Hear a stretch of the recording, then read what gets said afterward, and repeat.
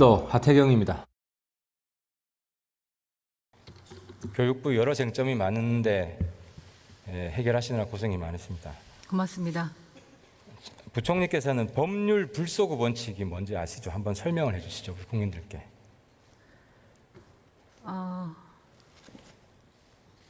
어떤 법률이 대원칙, 그렇죠. 예. 일반론입니다. 예. 그 과거에 있었던 일들에 대해서 소급돼서 적용되지 않는다는 그런. 네. 그렇죠. 예. 그게 왜 필요하죠? 왜 필요하냐고 말씀하셨죠? 예, 그게 왜 중요합니까?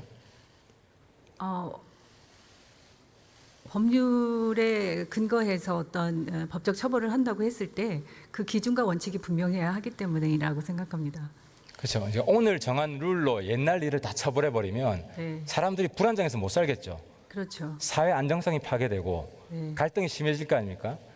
그러니까 저한테 제가 윤창호법을 대표 발의했는데 윤창호 가해자는 윤창호법 적용을 안 받습니다. 윤창호 사건이 일어나고 그 이후에 윤창호법이 만들어졌기 때문에. 네. 그죠? 마음은 괘씸하고 이런 마음이 있더라도 그게 사회고 그게 법이어야 우리 사회가 안정화될 수 있습니다. 그 원칙이 깨지면 우리 사회는 굉장히 혼란과 갈등에 휩싸이게 되죠. 그렇습니다. 예. 그리고 화면 잠깐 봐주십시오. 교육 행정에도 이런 불소급 원칙이 있습니다. 초등교육법 시행령 13조에 보면 교육부 장관은 매 학년도 시작 전까지 시도교육청 평가에 관한 기본 계획을 수립하고 공표해야 된다. 그러니까 그 학기 평가는 그 학기 전에 마련해서 공표해야 된다는 그런 내용입니다. 이것도 불소급 정신이 들어가 있는 거죠. 네. 또 있습니다. 교육부 장관은 교육부 훈령입니다. 해당 연도의 평가에 관한 기본 계획을 전년도 8월 30일까지 수립하여 시도교육감에 통보한다. 이것도 당연한 거죠. 올해를 평가하고자 하면 그 전해 8월 30일까지 기준을 마련하고 통보해야 된다는 겁니다. 지극히 당연한 겁니다. 그죠? 네. 알겠습니다. 총리 좀 나와주십시오. 방금 제가 부총리 이 불소급 정신 원칙이 얼마나 중요한지 들으셨죠? 네, 총리께서도 당연히 동의하시겠죠?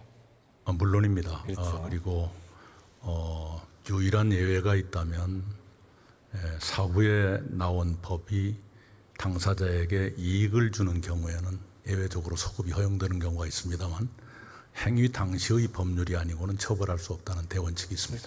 그렇죠. 극히 예외적인 특별법이나 네네네. 옛날 반민족 행위자 예. 법 같은 게 있었는데요. 제가 이 질문을 드린 이유는 자사고 문제로 지금 국내가 내전입니다. 정부가 이제 교육부가 이번 시도교육감이 진행한 자사고 평가에 대해서 절차적 문제가 없는지를 평가한 후에 최종 동의 여부를 결정한다고 했습니다. 그래서 절차적 문제가 없는지 제가 살펴본 건데요. 두 가지 사례를 보여드리겠습니다. 해운대고와 상산고인데 화면 좀 올려주세요. 해운대고 평가 기간이 평가 대상이 됐던 기간이 저기 화면에 보면 2015년 3월 1일부터 2019년 2월 28일까지 4년간입니다. 그 기간에 해운대고의 여러 가지 실적들을 평가를 한 건데 만약 저렇다면 평가 기준을 통보하는 시점은 언제가 돼야 맞습니까? 총리께서 생각할 때. 네, 당연히 그 적용 이전에 통보가 돼야 그죠? 하는 그러니까 것이 2015년 3월 1일 전에 통보가 돼야 되겠죠. 그렇습니다. 근데 실제 통보 시점 한번 열어주세요. 네, 2018년 12월 31일 날 평가 기준이 그 학교에 통보됐습니다. 예. 점수가 미달이 됐습니다. 상산고도 한번 보겠습니다. 상산고는 평가 대상 기간이 2014년 3월 1일부터 2019년 2월 28일 최근 5년간입니다. 저것도 당연히 평가 기준이 통보되는 시점은 2014년 3월 1일 이전이 돼야 되겠죠. 근데 아닙니다. 한번 열어보시죠. 2018년 12월에 통보가 됐습니다. 만약 2018년 12월에 평가 기준이 통보됐다면 평가 대상이 되는 기간은 12월 이후여야 되겠죠. 19년 걸 평가를 해야 됩니다. 이게 당연한 겁니다. 이번에 자사고에서 떨어진 모든 학교가 저렇습니다. 평가 기간은 2014년부터 19년까지인데 전부 다 2018년 12월경에 평가 기준이 일방적으로 통보돼서 적용이 됩니다. 심지어 서울은 2014년까지만 해도 카트라인은 60점이었습니다. 60점 이상 받으면 통과됐습니다. 근데 갑자기 2018년 말에 70점으로 통보가 됐습니다. 상산고는 거기다 10점 더 보태서 80점으로 통보됐습니다. 교육행정이 이러니까 우리 사회 갈등이, 사회 안정성이 깨지는 건 당연한 거 아니겠습니까? 갈등이 있을 수밖에 없는 거 아니겠습니까? 혼란이 있을 수밖에 없는 거 아니겠습니까? 총리 어떻게 생각하십니까? 예, 이런 제가 아는 한 이렇습니다. 이번 평가는 자사고를 획일적으로 없애겠다는 의도를 가지고 하는 것은 아니라고 알고 있고요. 단지 자사고 설립 취지에 맞게 운영되는가 아니면 입시기관으로 전락하고 고교 서열화를 촉진하는 부작용이 더 커지는가 이걸 보겠다는 평가인 것 같은데요. 그렇다면 형벌 불소급 원칙이 그대로 적용될지는 좀 전문적인 판단이 필요하다고 생각합니다. 요컨대 교육부의 동의라는 절차가 남아있고 청문 절차가 남아 있습니다. 교육부가 의원님이 말씀하신 걸 포함해서 법령에 합치하는지 여부를 가장 중점을 두어서 보게 될 것입니다. 동의 여부를 저도 지켜보고 있습니다. 제가 문재인 정권을 비판하려는 건 아닙니다. 이게 살펴보니까 박근혜 정권도 똑같이 했어요. 차이점은 2014년에 한 평가를 했는데 그때는 자사고를 다 살려주는 쪽으로 임의로 적용을 한 겁니다. 이번에는 가급적 죽이는 쪽으로 한 겁니다. 물론 자격 미달인 학교가 있을 겁니다. 박근혜 정권 때는 자격 미달인 학교가 자사고로 인정이 됐던 적이 있을 것이고 이번에는 자격 미달이 아닌데도 떨어진 데가 있을 수 있겠습니다. 전 상상고는 그렇다고 봅니다. 문제는 뭐냐? 정권을 넘어서 교육부가 독재를 해왔다는 겁니다. 총리께서 답변을 잘 하셔야 되는데 법령에도 위헌 법령이 있습니다. 시행령에도 위헌 시행령이 있습니다. 헌법의 대원칙, 상식에 기반하지 않은 이런 룰을 가지고 교육부가 전행을 해왔기 때문에 대한민국 교육이 불신을 받는 것이고 교육부 자체를 폐지하라는 정권과 상관없이 그런 목소리가 끊이지 않고 있는 것입니다. 그래서 조금 전에 총리님께 답변을 물론 법을 준수해야 합니다.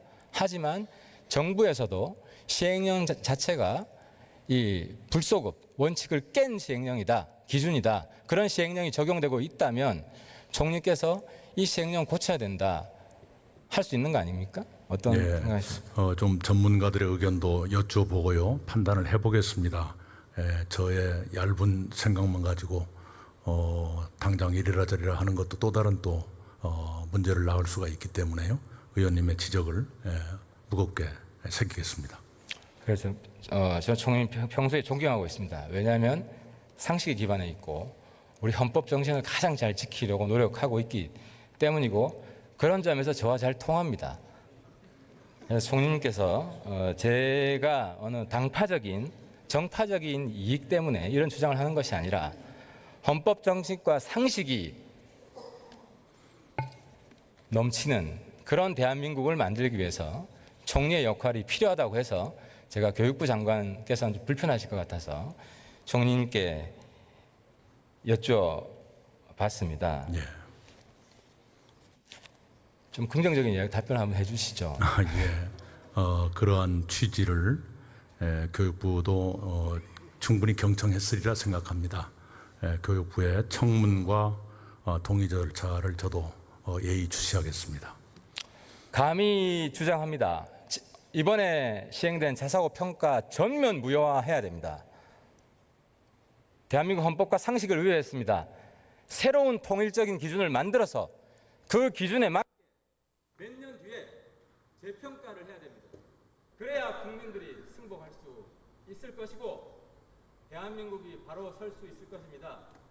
매우 외환입니다. 외환을 이겨내려면 대한민국이 단결해야 되고 그 전제 조건은 정부가 신뢰를 받아야 됩니다. 불신을 받고 갈등을 조장하는 정부가 있을 때는 결코 우리가 단결할 수 없습니다. 마치겠습니다.